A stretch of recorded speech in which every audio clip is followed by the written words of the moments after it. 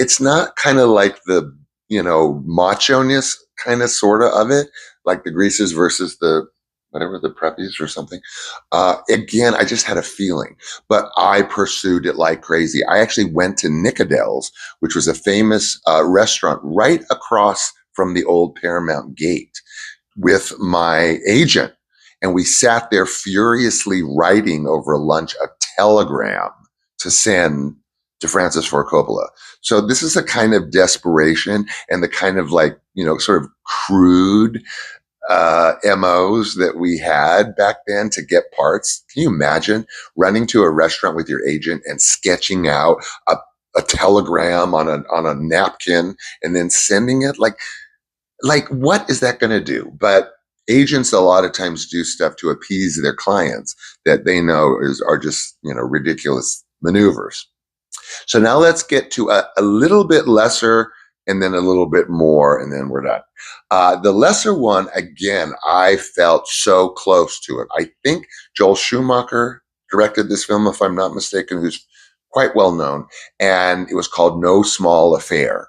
And John Cryer ended up getting the part.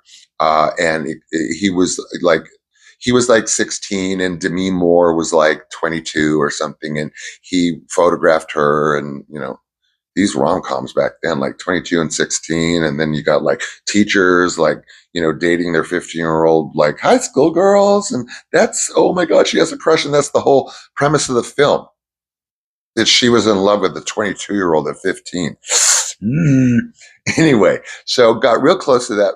I really felt an affinity for that part. I felt it was much, much closer to me, as one gets that feeling in auditions, right? Like, this really feels like me. I really want to get this, but didn't get it.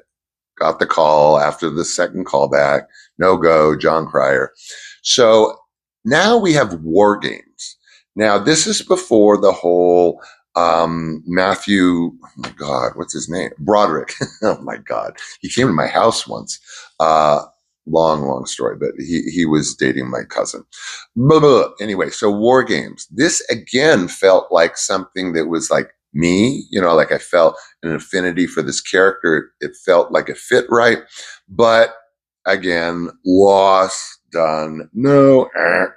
Now, finally, the big one. And this is Bill and Ted's Excellent Adventure. Again, we were separated. Now, Keanu and Alex North were not there for this second callback, but I was grouped with Josh Brolin, of all people, who was known, as James Brolin's son, but he was not well known at all. I, of course, knew because, how many Brolins are there in Hollywood? And this felt really close. I didn't know that after the fact I didn't have a shot because, Keanu and Alex North were brilliant in it, but I was paired with Josh Brolin. And then we're like two other pairs, and they bring you in the designated pair. So I auditioned for Bill and Ted's Excellent Adventure, playing opposite and with Josh Brolin. We were actually in by the elevators, sitting on the ground with the scripts in front of us, or the sides. Literally, both of us sitting on the ground opposite. He'll remember this, opposite each other with the elevators there, doing our lines back and forth. Then we, of course, got brought in, did our thing, and neither of us got it. But like I said, Keanu and Alex North were brilliant in that film in their own way.